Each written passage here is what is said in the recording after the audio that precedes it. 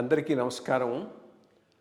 IYR talks మొదలుపెట్టి ఎఫెక్టివ్గా postings మొదలుపెట్టి ఒక సంవత్సర కాలం అయింది. ఈ సంవత్సర కాలంలో సబ్స్క్రైబర్స్ బేసు 3,000 నుంచి 33,000 దాకా పెరిగింది. ఐవైఆర్ టాక్స్ను ఆదరిస్తున్న మీ అందరికీ నా ధన్యవాదాలు. భవిష్యత్తులో కూడా ఇదే రకంగా ఐవైఆర్ టాక్స్ని మీరు ఆదరిస్తారని ఆశిస్తూ ఉన్నాను. Thank you. నమస్కారం కృష్ణారావు గారు. ఆంధ్రప్రదేశ్ పేరు తలుచుకుంటూనే అది ఒక తుఫానుల రాజ్యంగా మనకి అటు రాజకీయంగా కానీ లేకపోతే మామూలు క్లైమాటిక్ వైజ్ కానీ చూస్తే కానీ పిలిస్తే రా అని అంటే ఆ తుఫాను వచ్చేటట్టు మనకు కనబడుతోంది. ఇప్పుడు మనం గత 4 రోజులుగా మనము అంటే వారం రోజులు అనుకోవచ్చు, మనకి అటు తిరుపతి, చిత్తూరు, తర్వాత నెల్లూరు అన్నిట్లోనూ హెవీ రెయిన్స్ వచ్చి ఎనండేటివి. ఇప్పుడు మనకి కాకినాడకి కాన్సన్ట్రేషన్గా దూరంగా పెట్టుకుని వైజాగ్, ఒరిస్సా తీరాలన్నమాట ఈ తుఫానుకి పేరేమిటంటే మూంతా తుఫాన్ అని పేరు పెట్టుకున్నారు. ఆ తుఫాను చాలా అంటే విధృతంగా ఉంది, చాలా జాగ్రత్తగా ఉండాలని చెప్పి అక్కడ స్కూల్స్, పాఠశాల వీళ్ళందరికీ కూడాను ఒక 3 రోజులు సెలవు ఇచ్చేశారు. విజయవాడ దగ్గర నుంచి తీసుకుంటే అక్కడ వరకు చాలా ట్రైన్స్, అంటే మనకి వైజాగ్ బేస్గా ఉండే దాని నుంచి అటుకేసి వెళ్ళేవన్నీ ట్రైన్స్ అన్నీ కూడా క్యాన్సిల్ చేశారు. ప్రభుత్వం చంద్రబాబు నాయుడు గారు దుబాయ్లో ఉన్న మరి ఆయన వ్యవహార శైలి రిమోట్ కంట్రోల్ ద్వారా ఇది చేయడం కదా, కలెక్టర్లకి వీళ్ళకి అంటే మాట్లాడి అక్కడి నుంచి చెప్పారు. ఇప్పుడు డైరెక్ట్గా వీళ్ళతో కాన్ఫరెన్స్లో చేశారు.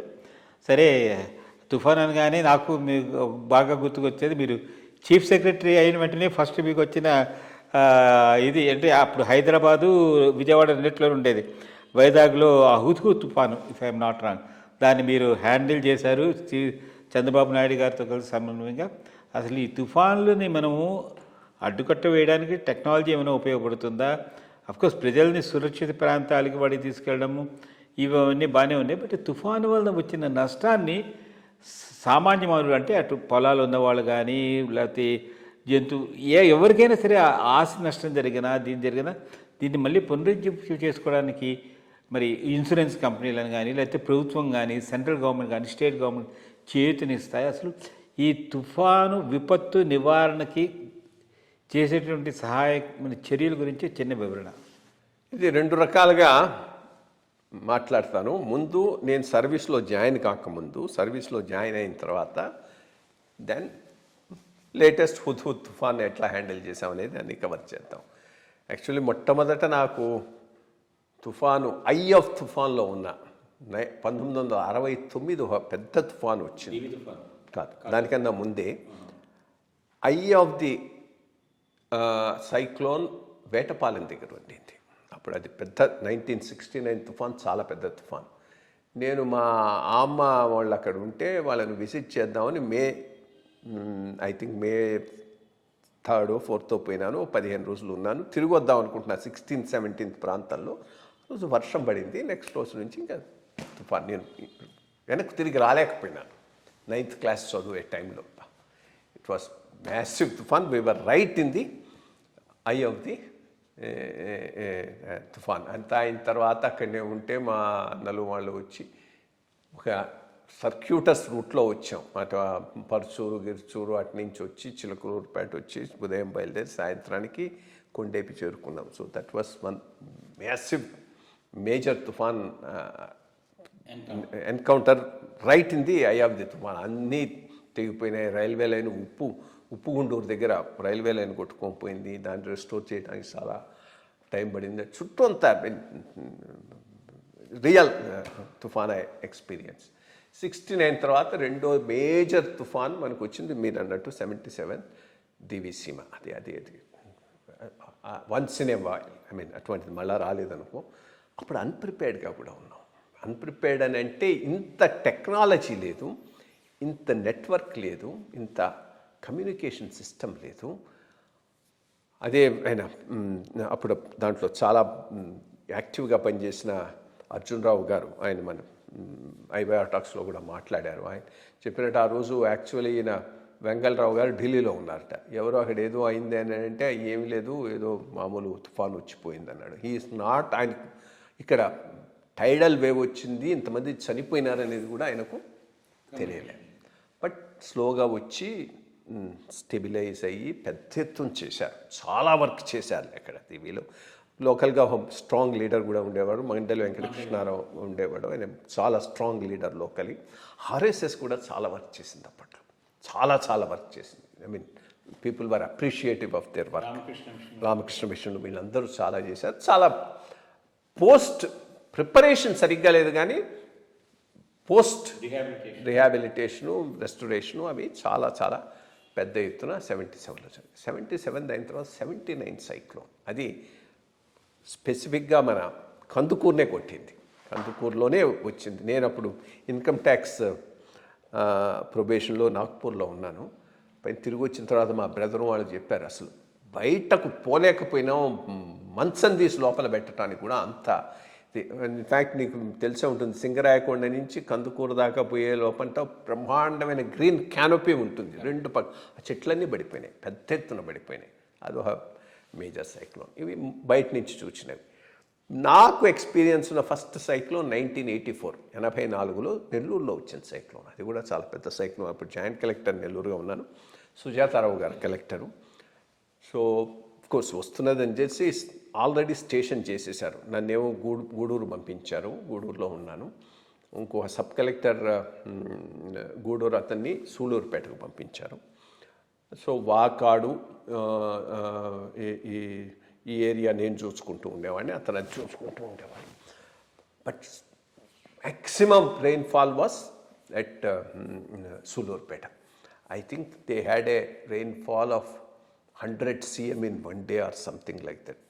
బ్రహ్మాండమైన ఇది పడింది.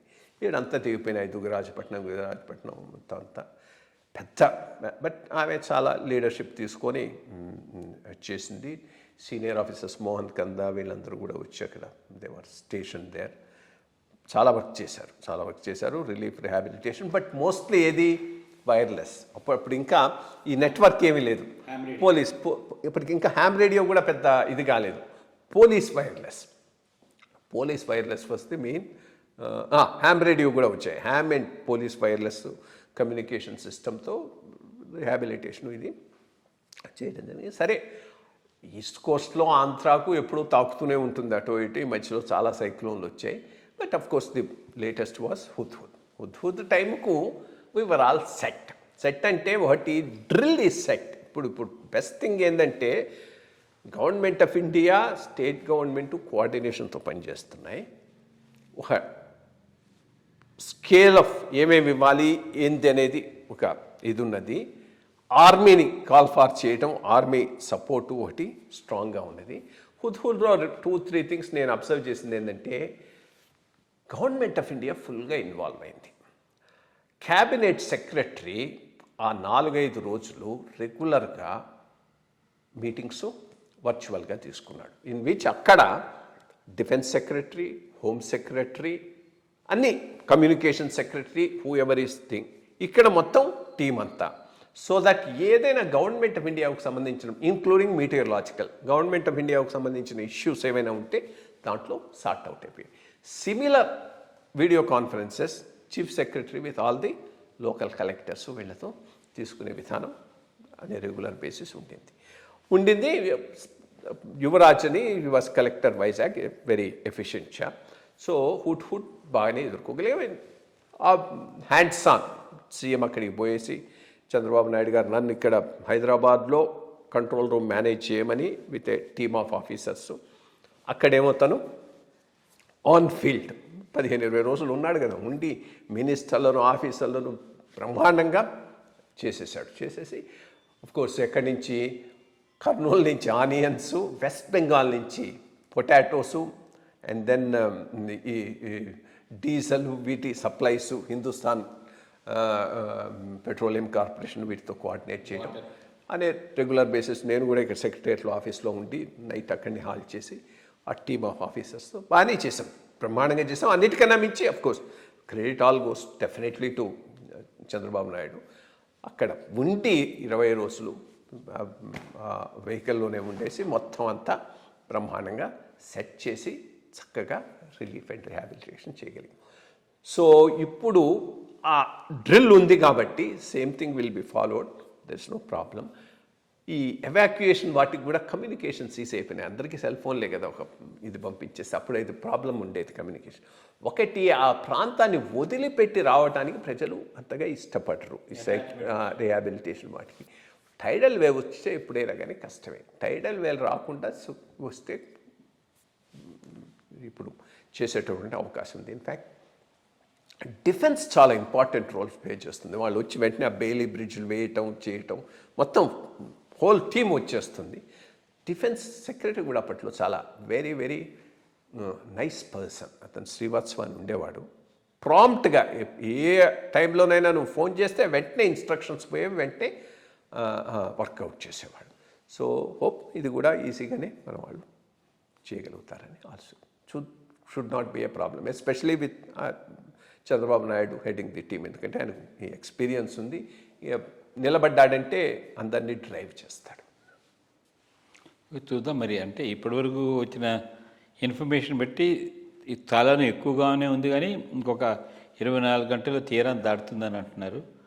తక్కువ డ్యామేజ్ ఉండి బయటకు వెళ్ళిపోతేనే మంచిది అందరికీ. నమస్కారం.